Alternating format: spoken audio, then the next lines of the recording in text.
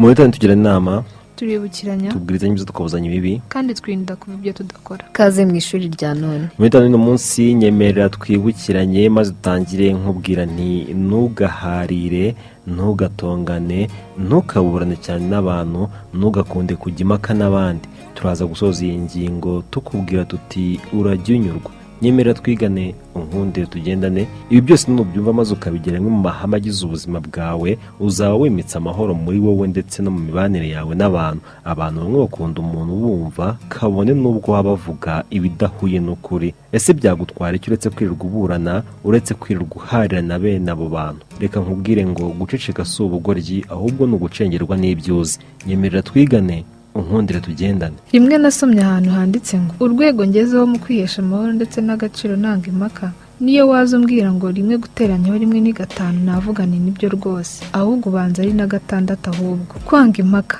aho icyo ngusabye gutora ni ukuba wiyesheje agaciro kandi bitanga amahoro. Ni kenshi uzasanga abantu bajya impaka mu bitubaka, ni kenshi uzabona abantu baharira mu bidafite umumaro. Mu by'ukuri ibyo ni bya bindi kubiburanaho ntacyo byungura, ahubwo bizana ubushyamirane hagati y'abantu. Ntugaharire, ntukajye mu ntonganya, ntukaburane cyane, ntugakunde kujya impaka. Wa wundi wokamye n'iyi migirire usanga avuga cyane, usanga afite amagambo menshi, kandi ngo wa muntu uvuga menshi kwibeshya kwe kuriyongera. Nyamara nkundira nongere nkwibutse ko guceceka atari ubugoryi, ahubwo ari ugucengerwa n'ibyuzi. Ujye wiyubahisha ndetse wubahishe n'imikorere yawe, wirinda impaka za hato na hato. Ngaho baravuga buri kimwe ukaburana ushaka kumvikanisha ibyawe, baravuga amadini nabwo ukazamuka, baravuga intambara nabyo ntutangwa, baravuga imiziki se, imibereho se n'ibindi byinshi. Giteka ugasanga uraburana ushaka kwemeza ubunararibonye bwawe. None se ubundi kuki washaka guhora wemeza abantu? Banza wiyemeze ubwawe, niba kwemera bazagusaba ibitekerezo noneho nta ukuburanya, ahubwo ibyo uzavuga bamwe bazabifata nk'amahame. Urajya ucisha make, aho waburana cyane ujye wishishikira. Nyemera nkubwire amazina umunyarwanda yise umwana we, ubundi yatekerezeho.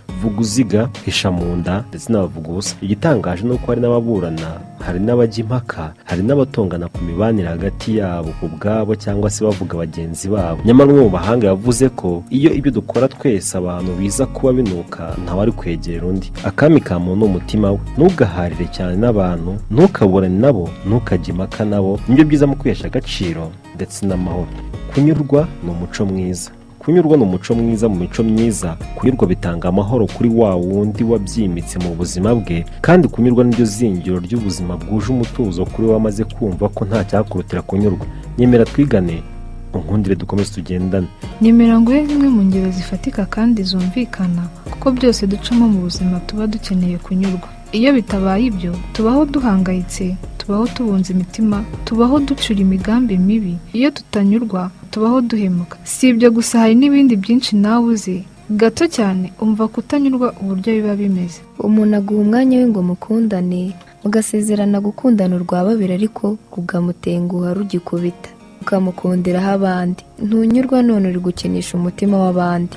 Urabona akazi mu bo hasanze cyangwa muhahuriye, ugatangira gutega imitego ngo bashibukane maze wigarurire iyo ntebe bariho.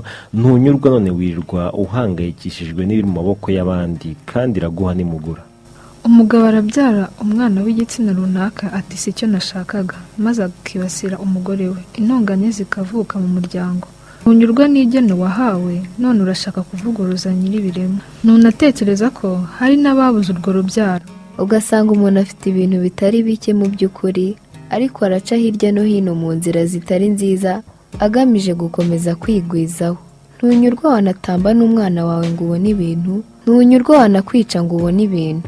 Nyamara muri byinshi ukusanya mu nzira mbi, nkwibutse ko bazakuramo ay'isanduku gusa. Gira neza wigendere. Umwana w'umukobwa, umwana w'umuhungu ntacyo babuze iwabo, cyangwa se wenda bafite bike by'ingenzi ariko ntibanyurwa.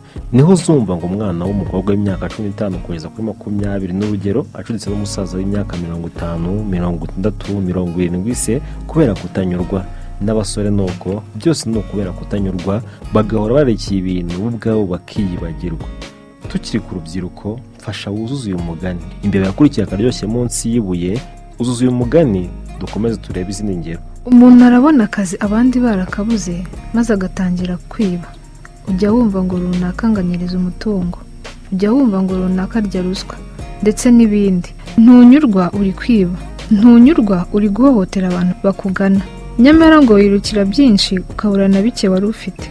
Ujya unyurwa, urajya unyurwa mu buzima bwawe, mu byo uzabura ntuzigere ubura kunyurwa, urajya unyurwa. Ubundi utanyurwa uhora uhangayitse, uhora ushaka ibitari mu bushobozi bwawe. Icyo bivuze ni uko iyo utanyurwa nta mahoro, nta mutuzo, yewe nta n'ibyishimo uba uteze kugira mu buzima bwawe. Mu bice byose by'imibereho, kunyurwa n'ipfundo ry'intsinzi ndetse no gukora ibyo ugomba gukora utuje, kubera ko igihe uzaba warimitse kunyurwa muri wowe, uzakora ibyawe nta shyari, uzakora ibyawe nta rari, uzakora ibyawe udahanze amaso ibyagusize. Urajya unyurwa, nyurwa n'ibyo ufite, nushaka ibirenze ibyo ufite ubishake mu nzira nziza. Nyurwa n'uwo muri kumwe, wimuhuguza, nyurwa n'uwo muri kumwe, wimubera indyarya, wikirirwa umutera agahinda n'umutima mubi. Byose bisaba kunyurwa. Ntawe utukanye harya ngo ninde utanyurwa. Ubundi Maheru ngo niwe utaranyurwaga, Maheru ngo niwe wabonaga iby'abandi akabyita iby'iwabo. Ujya unyurwa nshuti yanjye, umuntu ufite kunyurwa muri we nta shyari agira. Umuntu unyurwa agahinda n'umubabaro bimujya kure, ugasanga umuntu ntanyurwa n'ibyo afite, arashaka n'ibiri mu maboko y'abandi. Yewe muntu uribeshya, niyo byose babiguha n'ubundi menya ko igifu cyawe kitakuzuzwa nabyo. Ikintu cyonyine kizuzuza igifu cyawe ni itaka ubwo uzaba warisubiyemo. Urajya unyurwa. Ese ubundi abantu twanyuzwe twakicaye tugatuza tukareka kurarikira ibitaratugeneye ko wenda n'amahoro yaboneka mu mibereho? Urajya unyurwa, jya unyurwa. Ese ubundi kuki utanyurwa? Urabyuka mu gitondo uri muzima, ariko ku rundi ruhande uri kumva abandi bataramutse ari bazima. Umutekano ni wose kuri wowe, yewe nta nubwo urwaye, nyamara hari abameze nabi hirya no hino. Yewe ufite n'ibyo kurya, ariko uzengurukije amaso hirya no hino hari ababibuze. Ariko ibyo byose nubiha agaciro ngo unyurwe, ahubwo uramuka uhangayitse, ukirirwa uhangayitse, ugakora ibibi byose ngo ushaka kunyurwa. Ngo mwene Adamu niyo wamuha ibibaya 2 bya zahabu ntiyanyurwa, n'ubundi yakwifuza icya 3. Mwene Adamu niyo yaba afite umugore mwiza cyangwa umugabo mwiza, n'ubundi ntiyanyurwa, yifuza undi. Urajya unyurwa, gira kunyurwa muri wowe. Niba ushaka gukira, niba ushaka gutera imbere, niba ushaka ibyishimo, niba ushaka amahoro, nyurwa, banza unyurwe. Ubundi buri kimwe cyose ujye ugishakisha mu nzira nziza, mu buryo bwiza. Urajya unyurwa. Mu leta tugira inama, turibukiranya, tubwirizanya ibyiza tukabuzanya ibibi, kandi twirinda ku buryo tudakora.